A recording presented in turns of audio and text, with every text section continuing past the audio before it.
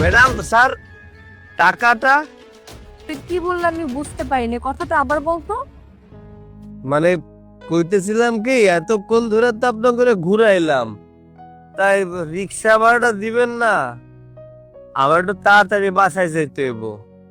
আমার বাড়িতে আমার পোলাটা খুব অসুস্থ। তোর এত বড় সাহস হয় কি করে তুই আমাদের কাছে টাকা চাইতেছিস? কারণ আমাদের ড্রেস আর পোশাক আশাক দেখে বুঝতেছিস না যে আমরা কে? আমরা এই এলাকার পুলিশ ইন্সপেক্টর। আর তোর কত বড় কলিজা, তুই আমাদের কাছে টাকা চাইতেছিস? এই পকিনি রিক্সাওয়ালা, বাচ্চা রিক্সাওয়ালা, তোর বউ পোলাপান মরে গেলে আমার কি? আমাকে কেন বলতেছিস? তোকে বলছি না একটা পয়সা দেবো না মানে দেবো না। এই চলেন এখান থেকে। ম্যাডাম ম্যাডাম এমনটা করবেন না। আপনারা তো আইনের মানুষ, আপনার কাছে তো টাকা পয়সা তো অভাব নাই, তাইলে সামান্য রিক্সা ভাড়াটা না দিয়ে চলে যেতেছেন। আমার তো অনেক কষ্ট হয় রিক্সা চালাইতে। ম্যাডাম স্যার দয়া করে আমার টাকাটা দিয়ে যান। এই দেখ, তোদের মতন ছোট লোকের এই একটাই সমস্যা, কোনো কিছু হইলেই জ্ঞান জ্ঞান প্যান প্যান কানের কাছে করতেই থাকিস। আচ্ছা বাবা, বলছি তো টাকাটা দিব না, তুই তোর কাছে যা, আমরা ওদের কাছে যাই। চলো। স্যার এমনটা করবেন না স্যার। ম্যাডাম দয়া করেন ম্যাডাম, আবার টাকাটা দিয়ে দেন ম্যাডাম। টাকা না পাইলে বউ বাচ্চা নিয়ে রাস্তায় নামতে হইব। আরে বাবা, তোর কি লজ্জা শরম বলতে কিচ্ছু নাই? তোকে বলছি না একটা টাকা দিব না, তাহলে কি শুরু করছিস তুই? ম্যাডাম কি না, আর আপনার তো চিল্লা চিল্লি করতেছেন কেন? সবার সাথে সবার টাকা ভাইব, টাকাটা দিয়ে দিলি তো হয়ে যায়। আর আপনি পুলিশ হচ্ছেন দেখে কি সবার মাথা কিনা নিছেন? আই ফকিন্নির বাচ্চা, তোর এত বড় সাহস হয় কি করে আমাদের মতো পুলিশের সাথে এভাবে কথা বলার? আরে তুই সেই ছোট লোকটা না, যার রিক্সাতে আমরা প্রতিদিন ঘুরি? তুই আবার কি করতে আসছিস? এক পাগলে হয় না, আবার নতুন পাগলের আমদানি। তোর এত বড় সাহস হয় কি করে আমার সাথে এভাবে কথা বলার? হ্যাঁ, তোকে এত বড় সাহস কে দিছে? আমি দিচ্ছি। তুই সাহস দিছস? তোর সাহস আছে আমার সামনে কথা বলার?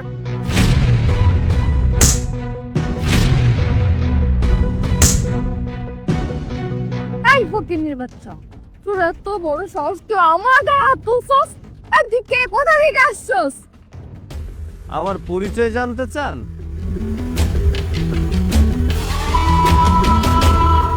সৈকত Ahmed, the commissioner of police. Sir, আপনি? আপনাদের লজ্জা করে না সামান্য কয়টা টাকার জন্য রিক্সাওয়ালাদের সাথে এমনটা করতে? আপনারা যখন এই পোশাকটা গায়ে জড়িয়েছিলেন তখন কি শপথ করেছিলেন মনে আছে আপনাদের? স্যার দেখেন, বিশ্বাস করেন আমার কথা, এই লোকটা আমাদের কাছ থেকে 1000 টাকা নিয়ে তারপরে ওই টাকা আর ফেরত দেয়নি স্যার। স্যার, ম্যাডাম মিথ্যা কথা বলছে। আমাকে সেদিন কোনো টাকা দেয় নাই। আমার বাচ্চার কসম স্যার, আপনি চাইলে এটা তদন্ত করতে পারেন, আমার কোনো সমস্যা নাই স্যার।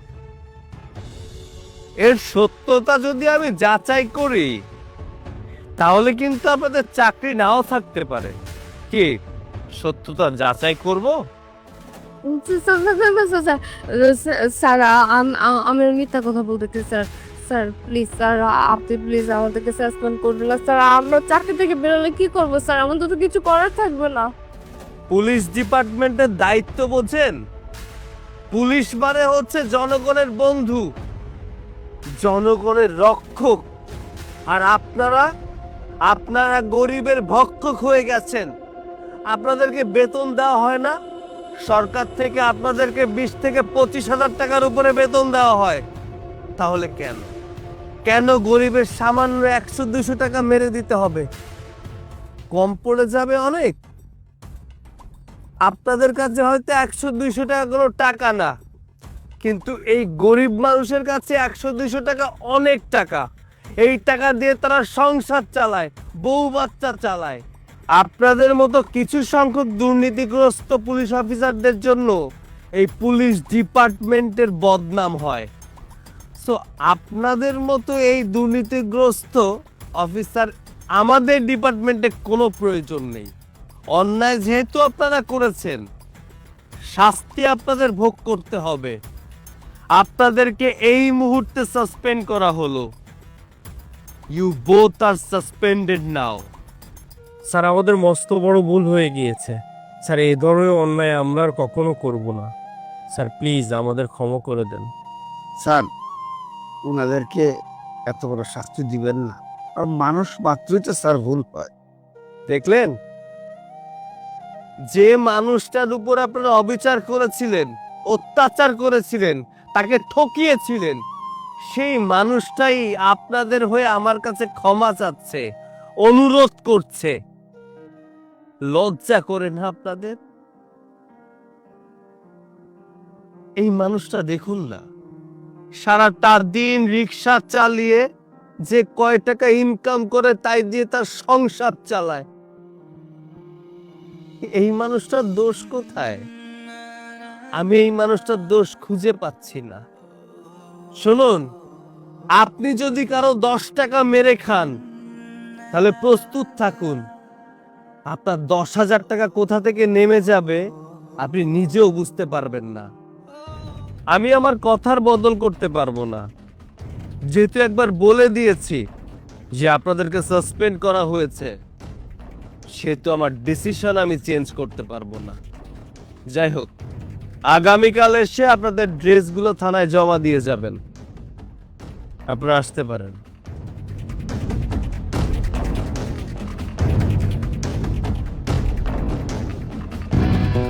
স্যার আপনাকে অনেক ধন্যবাদ। আপনার মতো লোক যদি পুলিশ ডিপার্টমেন্টে থাকে, তাহলে জনগণের মনে আস্থা আমার ফিরে আসবে। জনগণ পুলিশ ডিপার্টমেন্টকে সবসময় সেলিব্রেট করবে। আমি মনে করি এটা আমার দায়িত্ব। আমি হচ্ছে জনগণের সেবক, জনগণের সেবা করাই আমার কাজ, আর এটাই আমার প্রধান দায়িত্ব। এই নিন, এখানে 500 টাকা আছে, বাচ্চার জন্য খাবার কিনে নিয়ে যাবেন, ওষুধ কিনে নিয়ে যাবেন। আর যদি কখনো কোনো সমস্যা হয়, থানায় এসে কমপ্লেন করে যাবেন। জি স্যার, অবশ্যই স্যার। ঠিক আছে। আল্লাহ আপনার ভালো করুন। আসসালামু আলাইকুম স্যার। ওয়ালাইকুম আসসালাম।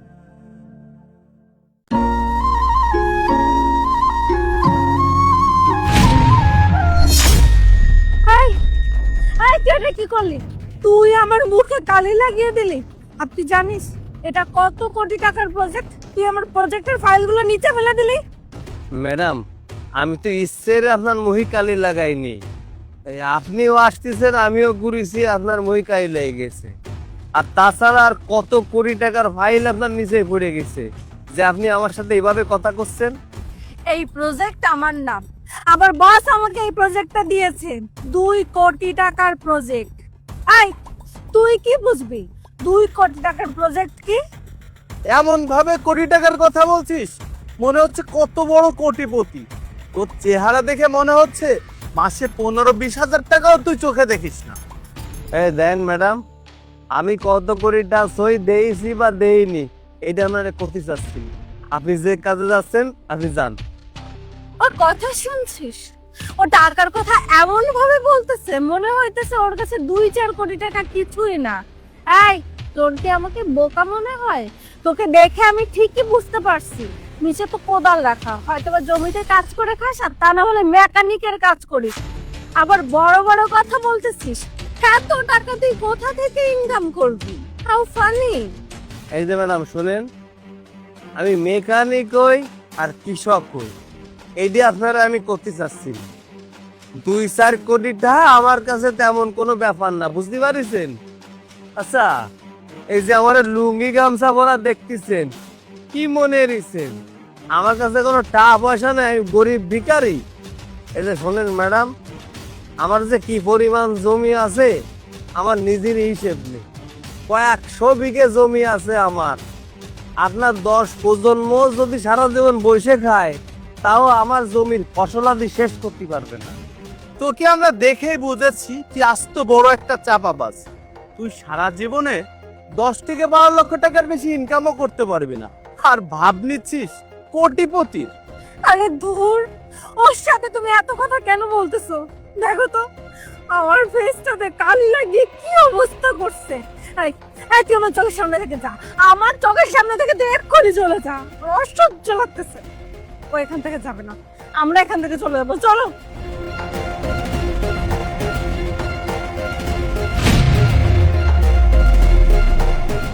আরে বুঝলাম না, তা বাসা কি আপনি গাড়ি নিয়ে ঘুরতে হবে না? আমার এত একখান গাড়ি নিয়ে ঘুরতেছি, আমার কি কোটিপতি দেয় না? তা বাসা আমার দ্বারা নেই, কিনা বোঝেও না। আসলে এসে কি মায়ের মাসির মাথায় একটু সমস্যা, তা না হলে আমার মতো একটা মানুষরে এরকম খুব গরিব করে হই করে চলে যাবে কি? মানলাম আমি একটা কৃষক, কৃষক কাছে টাকা দেয় না, বোঝে না। Excuse me sir. ও এসেছো? স্যার আপনি আমাকে ফাইলটা আনতে বলেছিলেন, আমি ফাইলটা এনেছি, চেক করে দেখুন সব ঠিক আছে কিনা। এটা তো এই জমির পেপার না? জি স্যার।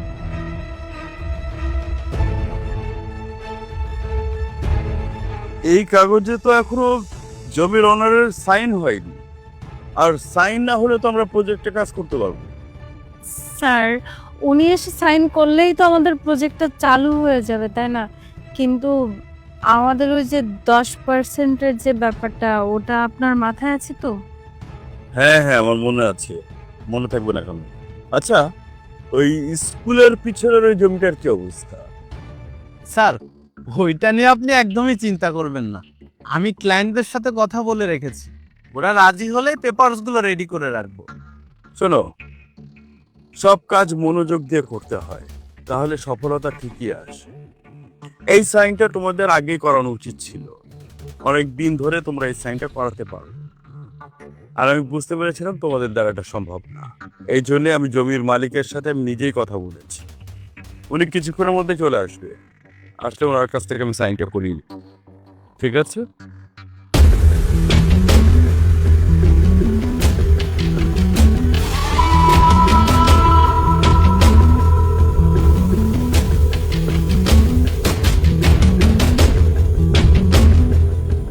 আরে কি ব্যাপার, তুই এখানে কেন এসেছিস?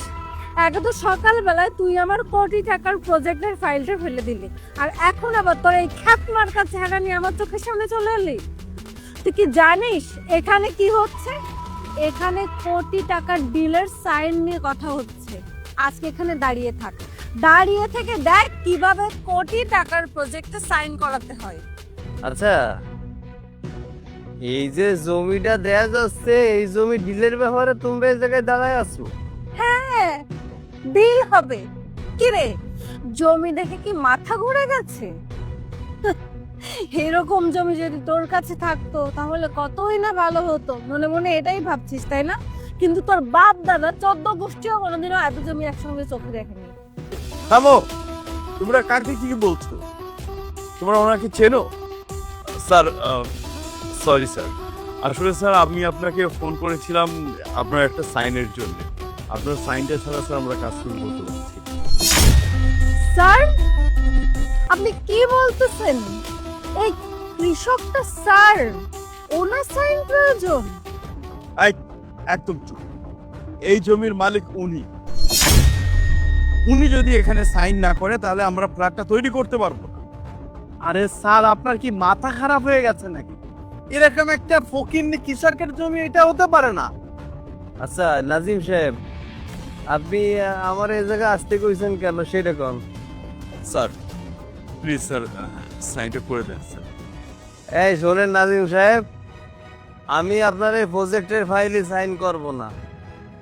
কিছুক্ষণ আগে এরা আমারে করছিল, সারা জীবনেও আমি নাকি 10-12 লাখ টাকা ইনকাম করতে পারবো না। আমি যদি এখন 2 কোটি টাকার এই প্রজেক্টে সাইন করে দিই তাহলে বিষয়টা কিরাম হয়ে যায় না? আর আপনি তোকে কয়ে দেন আমি কত বড় গরিব। এই বলি, এই তোমরা কি করেছো? ওনার সাথে কি করেছো বলো আমাকে। আমি খুইলে করছি, সকালবেলা এই 2 জন মানুষ হাইটে আসছিল, আমার গালিতে একটু সমস্যা হয়, আমি কাজ করছিলাম, হঠাৎ করে ঘুরে গেছি, তার মুই আমার হাত লাগিছে, তার মুই কালি লাগলো আর ফাইলটা ফুড়ে গেল। আমি ইচ্ছেরে কিন্তু ধাক্কা দিনই তাকে, কিন্তু তারা আমারে যা না তাই কয়ে উল্টো পাল্টা কথা বলে। একটা ভদ্র লোক কোনোদিন কোনো মায়ের সাথে ইচ্ছে ধাক্কা খায় না। আমারও কোনো ইচ্ছা ছিল না একটা মায়ের সাথে ধাক্কা খাওয়ার জন্য, ভুলবশত ধাক্কাটা লাগে গেছে। তাই নিয়ে যে পরিমাণ কথা শুনলো, আমার বাপের জন্মে আমি কোনো এত কথা শুনিনি। আমি মানতেছি আমি কৃষক, তাই বলে কি আমার সম্মান নেই? যারা খেতে খামারে কাজ করে তাই কোনো সম্মান নেই? প্রত্যেকটা মানুষের সম্মান আছে, সবার সম্মান দিয়ে কথা কথি শিখবেন। শোনেন, আমাকে মতো কৃষকরা ওই জমিতে কাজ করে বিদায় দুবেলা দুই মুঠো ভাত খাতে পারেন। আমাকে মতো কৃষক না থাকলে জীবন ধারণ করা আপনাকে অনেক কষ্ট হয়ে যেত। তাই প্রতিটা মানুষের সম্মান করবেন। আর একটা কথা কই, কারো দেখলে বোঝা যায় না কার ব্যাংক অ্যাকাউন্টে কয়টা টাকা আছে। শোনেন, আজকালকার রিক্সাওয়ালারাও লাখপতি, তাকে নিজেকে বাড়ি আছে, আর আমরা তো কৃষক, আমাকে জমি জমার অভাব নেই। আর কি জানো কইলেন, অশিক্ষিত মূর্খ। অশিক্ষিত আমরা না, অশিক্ষিত আপনারা। অশিক্ষিত আপনাকে মন মানসিকতা। শুধু স্কুল কলেজে পড়ে সার্টিফিকেট অর্জন করলে তারা শিক্ষিত কয় না। তাই কই কি, ওই পুঁথিগত বিদ্যার্থে বাইরে আসে সামাজিকতা ছোঁয়ায় মানুষকে একটু সম্মান করতে শিখবেন, মানুষ আপনাকেও ভালোবাসবে। এই নাজিম ভাই, ফাইলটা দেন, সাইন করে দিই। সরি স্যার, আসলে আমরা সকালে না বুঝেই আপনার সঙ্গে খারাপ ব্যবহার করে ফেলেছি। আপনি প্লিজ আমাদেরকে ক্ষমা করে দিন। স্যার, সত্যি আমাদের ভুল হয়ে গেছে, আমরা অনুতপ্ত, আমাদেরকে ক্ষমা করে দিন। থাক, ক্ষমা চাইতে হবে না।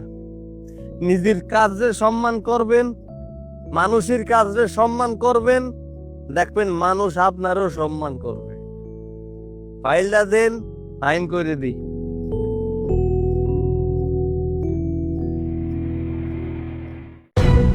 স্যার চলেন।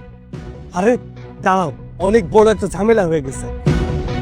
তোমার ওই গামছাটা আমারে দাও, আর ওই স্যান্ডেলটা আমারে দাও, আর আমার জামা কাপড়গুলো তুমি রাখো। কেন স্যার, আপনার কি হয়েছে? আপনি জামা কাপড় খুলতেছেন কেন?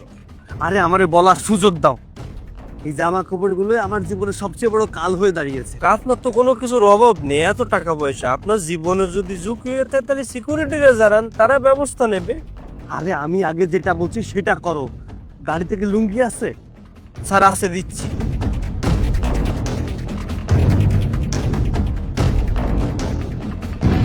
এনেন স্যার। হ্যাঁ, তোমার জুতাটা দাও, জুতা দাও, জুতা দাও।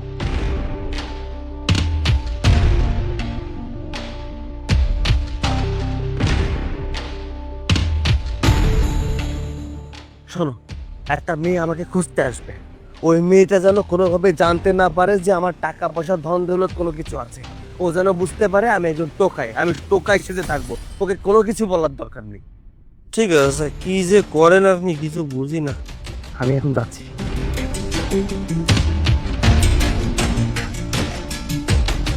মাঝে মধ্যে যে লোকটা কি করে কিছুই বুঝতে পারলাম না।